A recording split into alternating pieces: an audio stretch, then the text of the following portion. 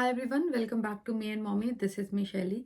And आज के video में हम समझेंगे कि बेबीज में जब टीथिंग होती है तो एज अ पेरेंट आप क्या क्या कर सकते हैं बच्चों को कंफर्टेबल फील कराने के लिए। टीथिंग में एज अ प्रोसेस आप कुछ नहीं कर सकते हैं उसको फास्ट करने के लिए, but there are other things जिनसे आप बच्चे को कंफर्टेबल फील करा सकते हैं। किस टाइप की आप उन्हें डाइट दे सकते हैं, क्या क्या चीज़ें हैं जो आप ट्राई कर सकते हैं basis on different different problems जो बेबी को टीथिंग के टाइम पे होती है। तो फटाफट से वीडियो स्टार्ट करते हैं। वीडियो आपको अच्छा लगे, पसंद आए तो प्लीज़ इसको लाइक ज़रूर कीजिए। इसके अलावा नीचे वाला सब्सक्राइब का बटन दबाकर आप हमारे चैनल को सब्सक्राइब कर सकते हैं। और अगर उसके साइड में जो एक बेल का आइकन है, अगर आप उसको प्रेस कर देंगे तो आपको हमारे सारे वीडियोस की नोटिफिकेशन मिलती रहेगी जब भी हम उन्हें पोस्ट करेंगे। तो हम फटाफट से अब वीडियो स्टार्ट करते हैं। यूजुअली बच्चों को टीथिंग 6 मंथ पे स्टार्ट हो जाती है। कुछ बच्चों को थोड़ा लेट भी होती है, जैसे दर्श के केस में उसको 10 मंथ्स पे दांत आए थे। बट मेजॉरिटी ऑफ द जो बच्चे होते हैं उनको 6 मंथ के बाद दांत आने स्टार्ट हो जाते हैं। और बाय द एज ऑफ 3 सारे ही बच्चों के जो 20 प्राइमरी टीथ है वो आ चुके होते हैं। मोस्ट कॉमन सिनेरियो में बच्चे के नीचे के दांत पहले आते हैं, जो आगे के 2 दांत होते हैं, और ऊपर के उसके बाद आते हैं। बट ऐसा कोई रूल नहीं है, बच्चे किसी के ऊपर के भी पहले आ जाते हैं, विच इज़ एब्सोल्युटली फाइन। अब जब टीथिंग होती है आपको पता कैसे लगेगा कि बच्चे के दांत निकलने वाले हैं? तभी तो आप उसको हेल्प करोगे। आपको क्या क्या आपको पता होना चाहिए कि बच्चे को क्या क्या प्रॉब्लम होती है। तो सिम्टम में अगर हम बात करें तो बच्चे क्या होते हैं, जब उनके दांत आते हैं तो उनके मसूड़ों में बहुत ज़्यादा पेन और बहुत सेंसिटिविटी सी होती है। बट उस टाइम पे बच्चे उसको एक्सप्लेन नहीं कर पाते हैं, बोल नहीं कर पाते हैं, बोल कर बता नहीं पाते हैं। तो उनको जो भी चीज़ मिलती है वो ट्राई करते हैं उसे काटने का, चाहे उनका टॉय हो, चाहे कोई कपड़ा हो, चाहे आप उन्हें कोई खाने की चीज़ दें, तो वो ट्राई करते हैं कि अपने मसूड़ों से उसको काटें ताकि उनको जो इरिटेशन हो रही है उसमें हेल्प मिले। तो एक सिम्पटम तो ये है कि बच्चे हर चीज़ को काटना स्टार्ट कर देते हैं। इवन उनके दांत नहीं होते बट वो मसूड़ों से उसको ट्राई करते हैं।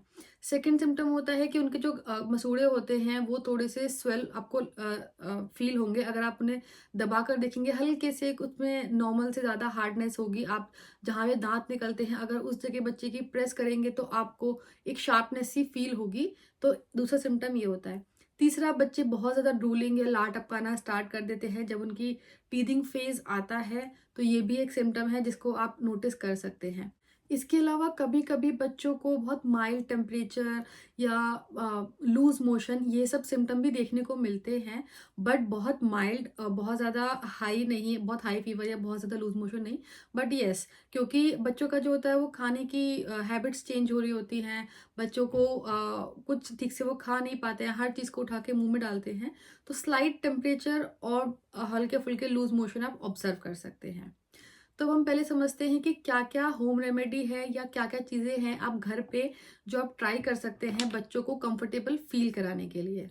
अगर गर्मी है तो आप ये कर सकते हैं कि आप एकदम क्लीन नैपकिन या कोई भी टॉवल या कोई भी क्लॉथ लीजिए जो आपने यूज़ नहीं किया है, जो कि बच्चा मुंह में डाल सकता है, इतना क्लीन वो होना चाहिए। आप उसको एकदम फ्रिज वाले ठंडे पानी में भिगो के उसको निचोड़ के बच्चे को दे सकते हैं, ताकि बच्चा जब उसे काटे तो उसको जो ठंडा ठंडा फील हो, उससे उसको थोड़ी सी शांति मिले, उसको थोड़ा सा अच्छा लगे। इसके अलावा गर्मियों में आप ये भी कर सकते हैं कि आप, क्योंकि बच्चा 6 महीने से ऊपर का हो चुका है, तो आप उसे कैरेट या क्यूकम्बर की स्टिक लंबा लंबा काट के उसको फ्रिज में रख दीजिए। फ्रीजर में नहीं, फ्रिज में रख दीजिए, और जब वो ठंडा हो जाए तब आप उसको बच्चे को दीजिए। तो वो भी बच्चा जब उसको अपने मसूड़ों से काटने का ट्राई करेगा और वो ठंडा होगा तो उसको अच्छा लगेगा। बस इस केस में आपको बच्चे को थोड़ा ऑब्जर्वेशन और थोड़ा ध्यान रखना है, ताकि बच्चा पूरा का पूरा जो स्टिक है वो मुंह में एक साथ ना डाल ले। इसके अलावा आप बच्चों के कुछ ऐसे वो भी आते हैं, निप्पल जैसे भी आते हैं, आप उसके अंदर ठंडा कोई फ्रूट भर सकते हैं, जैसे केला भर सकते हैं, उसमें छेद होते हैं। मुझे उसका नाम याद नहीं आ रहा है, but I will add a picture of it, जो मैंने दर्श के लिए लिया था। तो उसको भी क्या करते हैं बच्चे, उसको काटते रहते हैं और उसमें से थोड़ा थोड़ा पल्प निकलता रहता है ठंडे ठंडे फ्रूट का। वो उनको अच्छा लगता है। इसके अलावा आप कपड़े से साफ कपड़े से बच्चे के मसूड़ों को मसाज कर सकते हैं, या अपने हाथ क्लीन करके बच्चों के मसूड़ों को हल्का सा मसाज कर सकते हैं।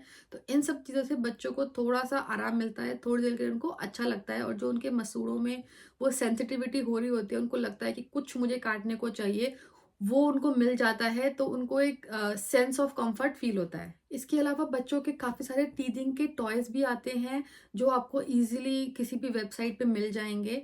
वो टीथिंग टॉयज उनके साथ आपको उनको रेगुलरली क्लीन करके ही बच्चे को देना होता है। इसके अलावा अगर बच्चा पेसिफायर पे है तो आप पेसिफायर बच्चे को अगर देंगे तो आपको ध्यान रखना होगा कि बच्चे पेसिफायर को भी काटने के ट्राई करते हैं।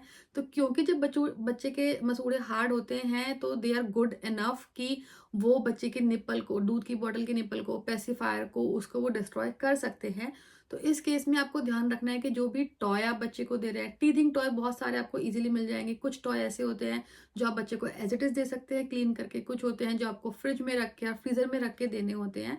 आप जो भी टॉय लेंगे उसके हिसाब से आपको उसके इंस्ट्रक्शन, जो भी उसकी पैकिंग होगी उस पर आप पढ़ के उसको यूज कर सकते हैं। बट इन सारे ही टॉयज में आपको ये ध्यान रखना होगा कि टाइम टू टाइम जब भी आप उन्हें क्लीन करें, आप ये भी देखिए कि बच्चे के मसूड़े से कहीं पे वो रबड़ कट तो नहीं गई है, कहीं से वो खराब तो नहीं हो गया है टॉय, ताकि अगर वो कहीं से भी खराब हुआ है और बच्चा उसको फिर से मुंह में डालेगा तो वो रबड़ या वो मटेरियल वो उसको एब्जॉर्ब कर लेगा या उसको खा लेगा। तो जब भी आप बच्चे को टॉय देते हैं उस केस में आपको थोड़ा सा ये ध्यान रखना होता है। लेकिन अगर आप उसको वेजिटेबल वगैरह देंगे तो उसमें ये प्रॉब्लम, या फ्रूट्स देंगे तो उसमें ये प्रॉब्लम नहीं होती है।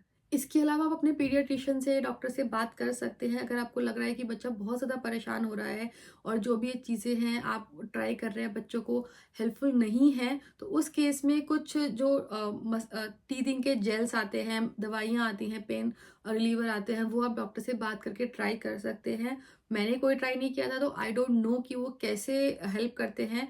दर्श के मसूड़े काफ़ी लेट आए थे, उस टाइम तक वो काफ़ी सारी चीज़ें खाने लग गया था, तो उसने हमें काफ़ी हेल्प किया था।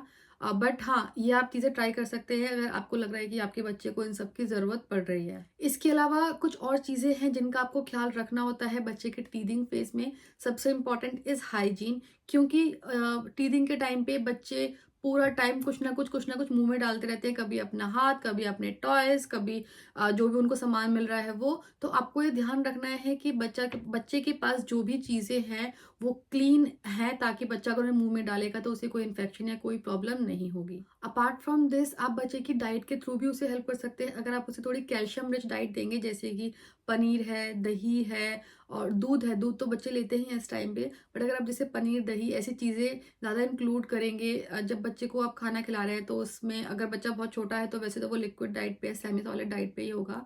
बट क्योंकि टीथिंग फेस ऐसा नहीं है कि वो सिर्फ एक ही महीने रहने वाला है, वो 6 महीने से लेकर 3 साल तक कोई ना कोई दांत निकल ही रहा होता है। तो अगर आपको लग रहा है कि बच्चे को कोई नया टीथ निकल रहा है और उसको खाने में प्रॉब्लम हो रही है, तो आप उसे पतली चीज़ें जैसे कि दाल है, खिचड़ी है, ऐसी चीज़ें खिलाएंगे। कैल्शियम वाली डाइट ज़्यादा रखेंगे। बच्चों की कैल्शियम की टैबलेट्स भी आते हैं जो कि आप अपने डॉक्टर से बात करके बच्चे की स्टार्ट कर सकते हैं। तो कैल्शियम इंक्लूड करने से बच्चे को जो दांत है वो थोड़े से स्ट्रांग होंगे, बच्चे को थोड़ा सा ईजीनेस होगा, उसको जो प्रॉब्लम होने वाली थी उसके कंपैरिजन में थोड़ी सी कम होगी। बट हाँ, कैल्शियम की टैबलेट स्टार्ट करने से पहले अपने डॉक्टर से ज़रूर बात कीजिए। हमने दर्श को हमने काफ़ी टाइम तक दी थी कैल्शियम की टैबलेट, वो ऑलमोस्ट सारे ही बच्चे लेते हैं, बट हमने डॉक्टर से बात करने के बाद ही उसको स्टार्ट किया था। इसके अलावा अगर बच्चा बहुत परेशान हो रहा है, बहुत क्रैंकी हो रहा है, तो आप ट्राई कर सकते हैं बच्चे को डिस्ट्रैक्ट करना, उसे पार्क में घुमाने लेके जा सकते हैं, कोई ऐसी एक्टिविटी कर सकते हैं जिसमें बच्चे को काफ़ी मज़ा आता है, ताकि जो उसको पेन हो रहा है, जो उसको डिस्कम्फर्ट हो रहा है, वो उसको भूल के और आपके साथ प्ले करने में लग जाए। तो डिस्ट्रैक्शन से भी बच्चे दर्द को थोड़ी देर के लिए भूल जाते हैं। नाउ द लास्ट क्वेश्चन कि क्या टीथिंग फेज में आपको डॉक्टर से कंसल्ट करने की ज़रूरत होती है? तो there are certain cases and scenario जहाँ पे आपको डॉक्टर से बात करनी चाहिए। फर्स्ट, अगर आपको कोई भी बच्चे की दवाई स्टार्ट करनी है टीथिंग से रिलेटेड, तो आपको कोई भी मेडिकेशन जो आपके होम रेमेडी का पार्ट नहीं है, आप उसे बाहर से खरीद के ला रहे हैं, तो उस केस में डेफिनेटली आपको डॉक्टर से बात करके ही उसको स्टार्ट करना चाहिए। इसके अलावा अगर आप ऑब्जर्व कर रहे हैं कि बच्चे को काफ़ी हाई फीवर हो रहा है या बच्चे को डायरिया, लूज मोशन ऐसे सिम्टम है, तो भी आपको डॉक्टर से बात करनी चाहिए। हो सकता है कि वो टीथिंग से रिलेटेड और हो सकता है कोई और भी रीज़न हो। इसके अलावा अगर आप ये ऑब्जर्व कर रहे हैं कि बच्चा नॉर्मल से ज़्यादा रोता है टीथिंग फेज में, तो भी आपको एक बार डॉक्टर से बात करनी चाहिए।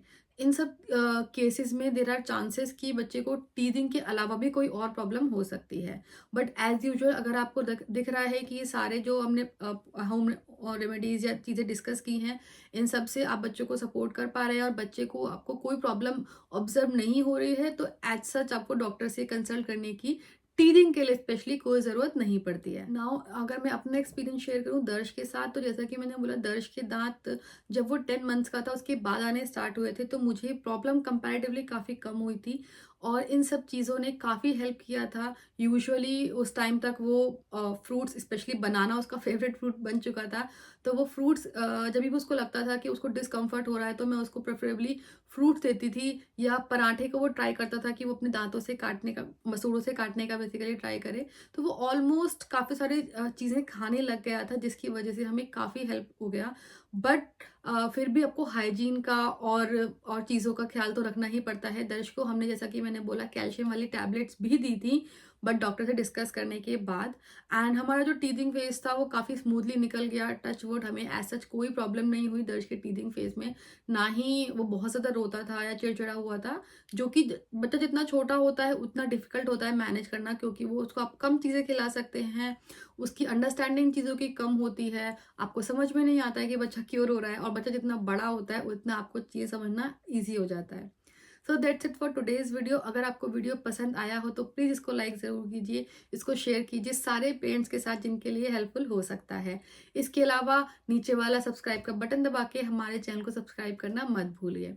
इसके अपार्ट फ्रॉम यूट्यूब, मैं इंस्टाग्राम पे भी कुछ रील्स शेयर करती रहती हूँ, इन्फॉर्मेटिव रील्स शेयर करती रहती हूँ। आई होप कि वो भी आपके काम की हो सकती है, तो आप वहाँ पे भी हमें फॉलो कर सकते हैं। उसके लिंक आपको डिस्क्रिप्शन बॉक्स में या स्क्रीन पे मिल जाएंगे। And thank you for watching today's video.